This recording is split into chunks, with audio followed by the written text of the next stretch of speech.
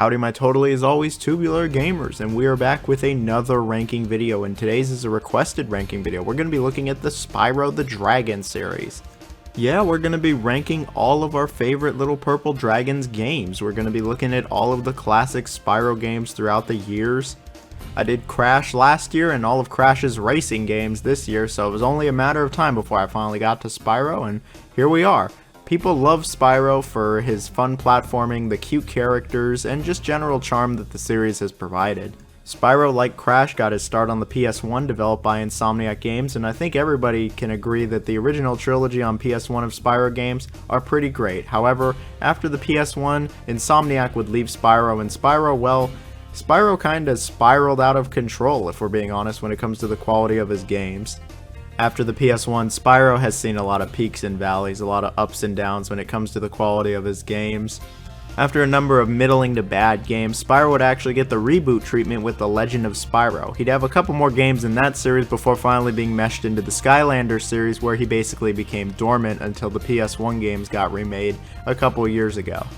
So yeah, fair to say the Purple Dragons had a rocky road, but this list isn't going to be looking at all of that. This list is going to be looking at the classic Spyro the Dragon series before he got rebooted into the Legend of Spyro. This list isn't going to be the Legend of Spyro, and it's not going to be Skylanders either, as both of those could be their own lists, and I've actually never played the Legend of Spyro and have had very little desire to even try it.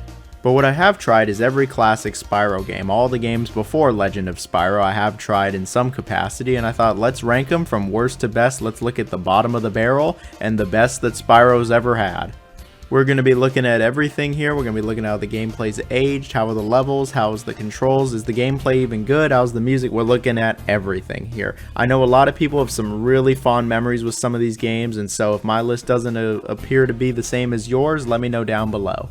I also have a lot of nostalgic fond memories from when I was younger with some of the older Spyro games, so I'm in that camp as well.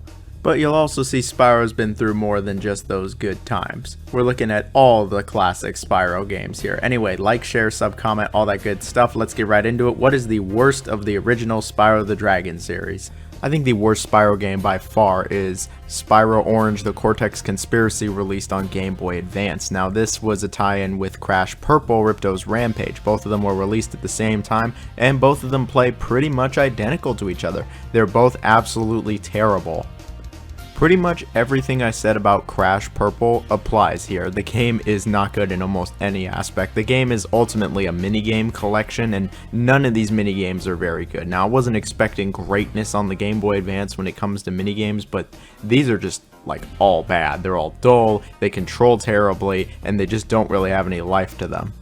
They're about as shallow as the puddle of drool that's on the floor under me as my mouth gapes open because I'm just so bored playing this game. There's some platforming here as well, and you know, if there was more of this in the game, it could have been even half decent, and that's just not the case. This game is not worth playing at all. It's just as bad as Crash Purple. Neither of these are good at all. Really, just avoid both of them.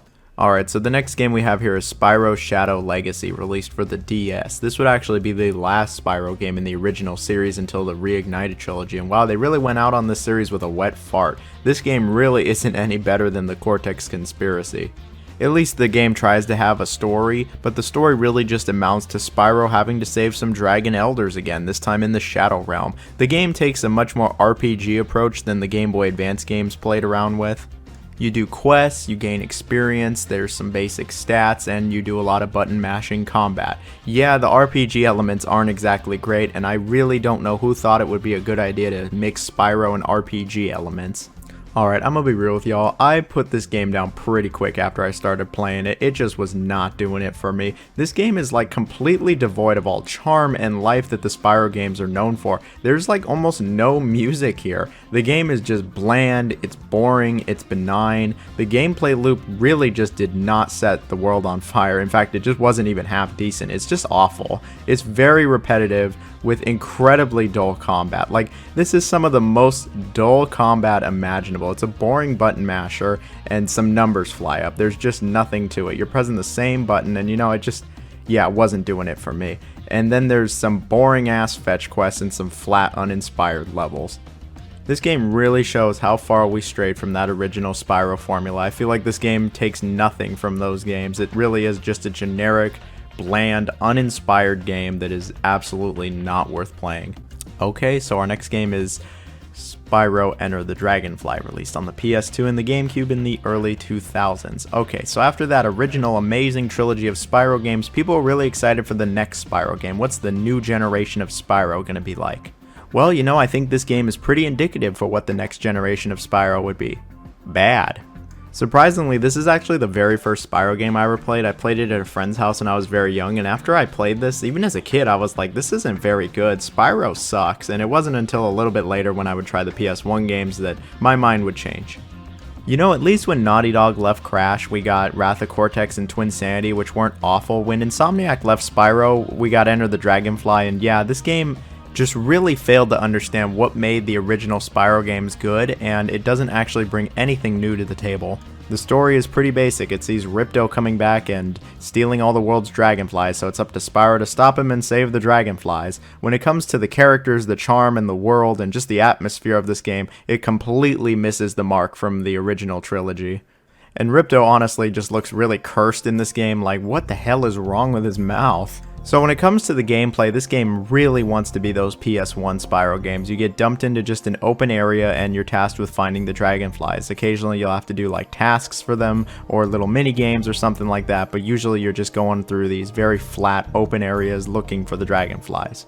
This game plays it incredibly safe, to the point that it brings basically nothing new to the table at all. There's no new innovations, new ideas, there's really just nothing here. The closest we have is that Spyro gets to have different types of breath. He can have his fire breath, bubble breath, ice breath, etc. And these are incredibly contextual, they add very little, and it's very obvious where you're supposed to use them. This game really wants to be the old Spyro games. The way the game is structured is very similar to the original games. It's just these levels are completely devoid of life or charm or care. They're incredibly dull, they're flat, there's just not much to them, and they're missing everything that made those original games interesting. So with all that in mind, what makes this game truly terrible? With everything I mentioned, it seems like it would be just kind of mediocre or under average. What makes this game terrible is the biggest issue with this game. The glitches, the bugs, the collision detection, the controls, the texture pop-in, the frame rate, it is all awful.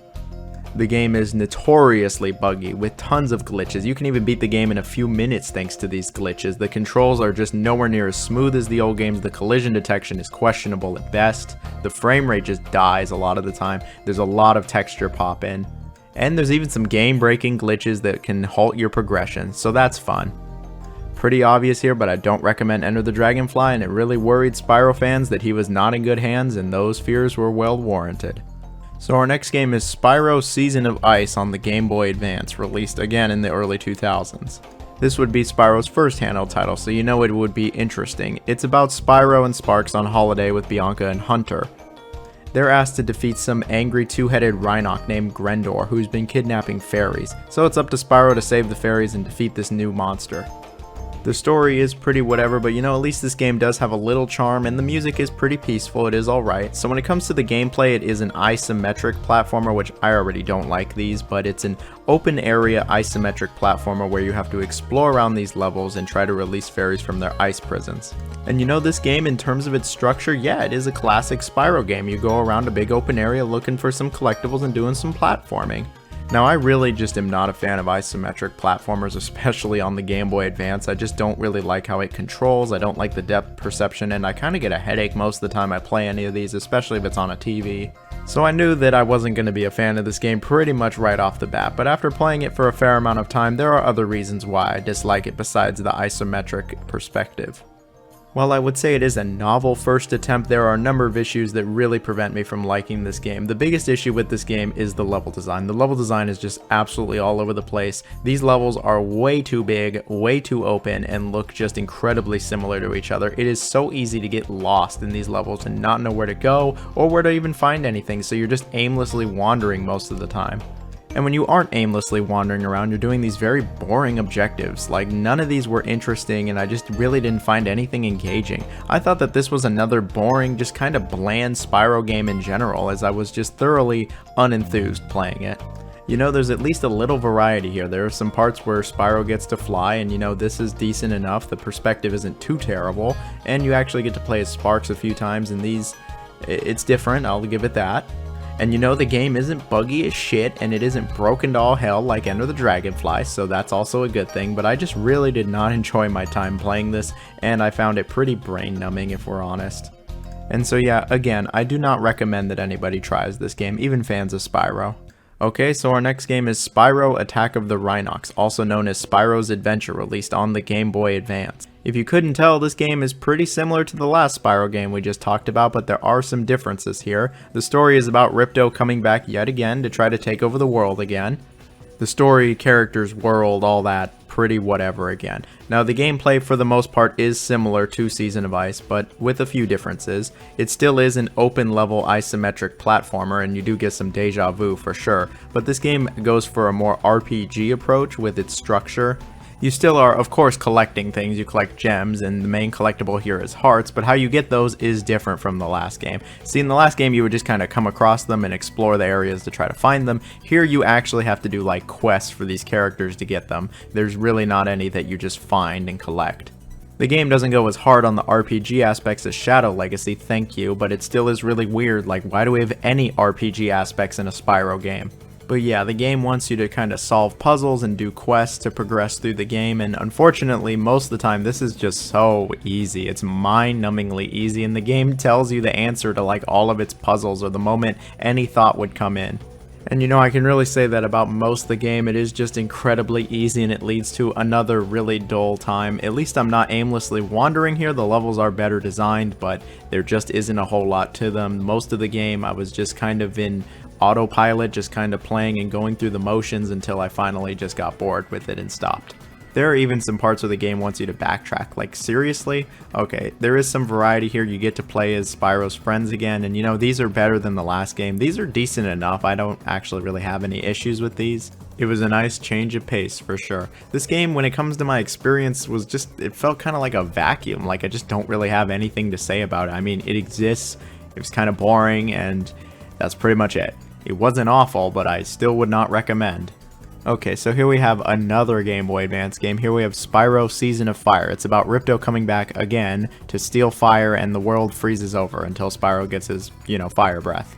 And you know, at this point, when it comes to the gameplay, I'm kind of running out of things to say. I mean, it plays incredibly similar to the last two games, and I wouldn't even say it really plays all that much better. It was just that I liked it slightly more. I liked it because there's no RPG elements really in it, and the levels are a little better. The levels in this game are not as open or really as bland as the last two games. They're a lot more linear and condensed, which is better for the Game Boy Advance. I didn't find myself really aimlessly wandering. It was quite linear in comparison. And yeah, you just go and collect stuff like you do in all these Spyro games. That's really just how it be.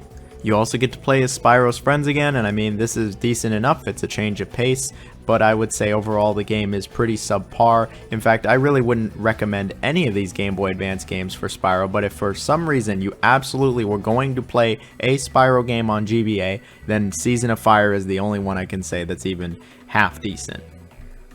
Okay, and so here we have Spyro A Hero's Tale for the Game Boy... Oh, no, it's not for the Game Boy Advance. Finally, we're done with those games. Here we have Spyro Hero's Tale on the GameCube, PS2, and Xbox. Now, I had absolutely no knowledge or experience with this game until I was making this video. I just kind of never really cared about it, but after finally playing it, I can say, you know, we actually have a decent game here on the list. So the story is a little different actually from other Spyro games. It introduces a new antagonist, Red, a former Dragon Elder who was banished years before events of the game, and sees Spyro attempting to defeat him. And you know, nice to see a new antagonist in the series, even if he does just bring Nasty Gnorc back, but hey, he's new. Now when it comes to the gameplay, it is a little different from other Spyro games. In terms of the structure, it is your pretty typical Spyro affair, though. You're in these big open areas, you gotta collect stuff, you gotta collect gems, or the main collectible, this time being dark gems, not Jak and Daxter, I swear. Spyro at least does have some new moves here, like ledge grabbing, wall jumping, swinging his tail like a lasso, and kind of this weird double jump thing. That's more innovation than Enter the Dragonfly. Speaking of, the breath attacks also return. You can do more than just fire. There are even some other power-ups here, but they are incredibly contextual. They are very similar to, say, Mario 64. It's very obvious where you're supposed to use them. And you know, the game does have some variety with different playable characters. You get to play as a number of different characters in this game, and they're pretty similar to Spyro 3 in terms of gameplay. Most of them play very similarly, and it's decent enough, but, big but, you actually get to play as Hunter for the first time, and you know, he's not awful. It's actually kind of fun to play as Hunter. And you know, this game, it's actually alright. I actually do think that there is some positives here. I don't think the game is brain-numbingly boring or easy or dull. It is actually alright. The platforming is decent enough, and it feels like the developers actually kind of understand Spyro, at least, and how the gameplay of Spyro is, and they tried to come up with a few new ideas for the series. But it's definitely not amazing. The game unfortunately does have some glitches as well. It's not as bad as Enter the Dragonfly, but the game is a little glitchy. Spyro has a new voice actor for some reason, and it's just awful, and the game can certainly get a bit repetitive. Also, don't even bother trying to 100% or it's going to get really repetitive. Now, is this the first game on the list that I can actually recommend? Maybe, like, if you're a big 3D platformer guru or a big Spyro fan, then maybe you should check this out. Everyone else, though, can really steer clear. It's like a half recommendation. But here we have it, finally, the original Spyro the Dragon, released for the PlayStation in 1998. It wasn't Insomniac's first game, but it was their first game to make a real big splash. It really was this game to get everything started and make Spyro not only a household name and gaming mascot, but one of Sony's most iconic characters just ever. And you know, for good reason, this game is an absolute classic. The story's pretty simple. It takes place in the world of dragons, and they're all being interviewed about some creature named Gnasty Gnorc. They all talk some mad shit on his ass, and well, he doesn't like that, so he turns all the dragons into stone, except a really small dragon that he missed, known as Spyro. So it's up to Spyro to save all the Elder Dragons and stop Gnorc. Despite the story being incredibly basic and just kind of plain, I think the game is still incredibly charming. It has its cute characters and its cute moments. Sure, the voice acting hasn't aged all that well, but it's better in the Reignited trilogy. But then we get down to the gameplay, which has actually aged incredibly well, even if you're not playing the Reignited trilogy. It is a 3D platformer, and it is a more open 3D platformer than, say, Crash Bandicoot. It sees Spyro getting dropped into these usually pretty large environments, and you just have to collect stuff. You have to collect gems, or you have to find the dragons that are put in stone. And you'll need to really explore some of these areas to get everything, and some of these areas are actually quite large. Spyro has a decent moveset. He can charge like a bull, he can breathe fire, and he can even glide with his little wings. And you'll be presented with some basic challenges and puzzles, but luckily the game doesn't keep it too easy. There are some enemies that you'll occasionally fight, but yeah, that's pretty easy. You just kind of run into them most of the time. There's even some boss fights here, which are fine enough, but there is the final boss of Gnasty Gnorc that I've always hated. There's even dragon eggs to collect, and you get those by chasing these little pieces of crap around. And there's even some hidden flying stages where Spyro actually takes off and doesn't just glide around, and you go through some rings, and this is fine enough. The gameplay in Spyro 1 is still pretty good. It's aged pretty well. It is a bit basic, I will be honest, but I didn't find myself really bored with it, even nowadays. The presentation was great for the time. Obviously, the Reignited trilogy looks great as well, and the music is just full of bangers. The music in the original Spyro, I love that stuff. It really adds to the charm and care that this game got. And you know, there's a reason people really do love Spyro. This is one of the games people love Spyro for, because it's still a pretty good game, and I have no trouble saying if you haven't played it nowadays, you really ought to try it. Alright, so here's Spyro 2 Riptos Rage, also known as Gateway to Glimmer, released on the PS1 in '99, also by Insomniac. So Spyro 2 sees Spyro and his buddy Sparks going on vacation. They want to go to Dragon Shores, and they go through a portal. However, when they go through the portal, they don't end up in Dragon Shores. They actually end up in a place called Glimmer. And here they meet some new characters, Elora, Hunter, and the Professor, and they tell them that they were experimenting with portals a week earlier, and someone named Ripto came through one of them, and he's threatening to take over the land. And they ask Spyro for help, which of course he accepts. The story is a lot grander than the original game. There's more characters, it's way cuter, and Ripto is a much better antagonist. He's the best antagonist probably that the series has ever seen. But yeah, this game just has way more charm and personality to it. It's way cuter. The other characters like Hunter are just great. I really do like the characters of Spyro. And I like that it's on a much more grander scale. Speaking of that, we have the gameplay, which is definitely a step up from the original game. It's not as basic as the first game. You still are dropped into these rather large areas, and you're tasked with collecting a bunch of stuff, but there's a lot more structure to it.